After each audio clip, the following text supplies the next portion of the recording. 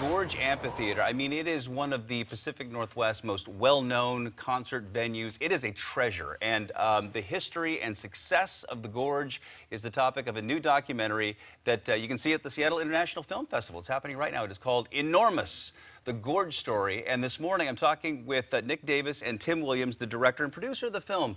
Great to have you guys this morning. Thanks for having us, Bill. Appreciate it. You said you worked 5 years on this thing. We did, yeah. We started at Sasquatch Music Festival 5 years ago today. Right on. Yeah. And yeah. so the Gorge, you know, if you haven't been to the Gorge, go. I mean, hello. I mean, it's like one of the greatest amphitheaters in the world. But it's really where it's located that makes it so special. The first time, everybody's got a great Gorge story, or hopefully it's great. In 1989, Steve Miller, and at that time he was the Champs de Brion winery. You know, he kind of parked on winery grounds, got kicked off, but you know, it's changed very much since then. But it goes really back to, you know, geologically, it goes back to prehistoric times, right? Totally, yeah, and we actually have Steve Miller in the film too, talking about that show. So yeah. No way. Yeah. Steve, I mean, he's had a huge history with the place. So yeah, definitely. What a show that was. We think he had a bone to pick with the place. He actually was like, man, you know, he's like, the Gorge now is all this, you know, it's fascinating, it's beautiful. He's like, but back in the day, it was a real problem. And he was kind of just talking about how many challenges there were with the venue, and how it wasn't always this kind of turnkey, amazing place. It was just something that was built over time. And right. Yeah, I mean, you can see it there. It's in the middle of nowhere, so there's no infrastructure, right? So just trying to figure out how to cater to these world-class artists, I think, was a little tricky, but they figured it out. And it's easy to talk about, you know, there's a lot of big artists in the film, and a lot of those are Pacific Northwest artists like Dave Matthews and Pearl Jam and things like that. But the venue, it's cool seeing it.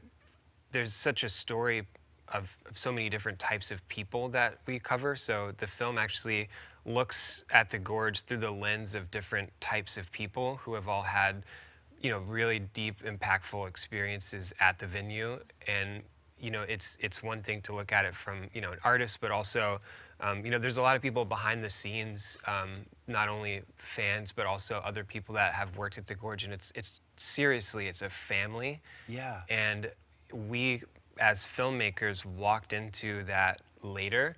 You know, we didn't grow up with that. It wasn't our place. We kind of came in as observers to kind of find out that this movement was happening, and we became a part of experiencing it. What was your most surprising thing you learned in the making of the film? Was there something that really stood out, like, wow, I never thought of that, or I didn't know that?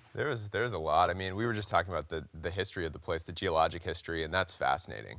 I mean, we had about a 2-hour interview with Nick Zentner, who's professor of geology at Central Washington University.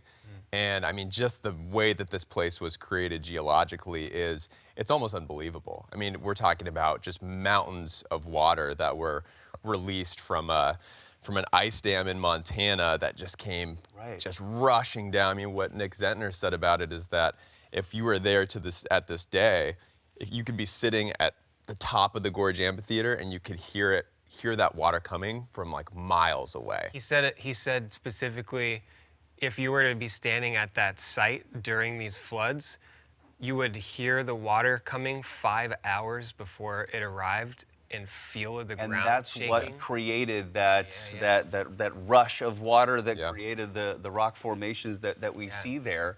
And there's something about it too that must increase the auditory sense of it as well, right? I mean, acoustically, there's something about that enhances it, right? Yeah, everybody you'd ask says, you know, it has great sound, and it has just such a warm vibe, and you can be standing at the top of the bowl, and the sound is just as beautiful as anywhere else, even if you were much closer to the stage.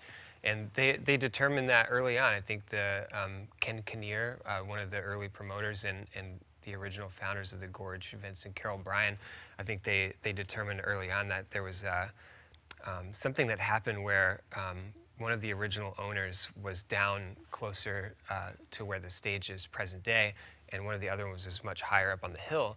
They had just said something, and they could hear it like clear as day, and that was Yeah. one of the original indicators that they're like, oh, something's Right. going on here. We're on to something. Yeah. So cool. So Nick Davis, Tim Williams, thank you so much for joining us. And when is it screening at SIFF? So it screens Saturday, SIFF Cinema Uptown at 2:30. That's Okay. going to be a big screening. We have a ton of cast and crew there too, which is awesome. Some musicians from the film.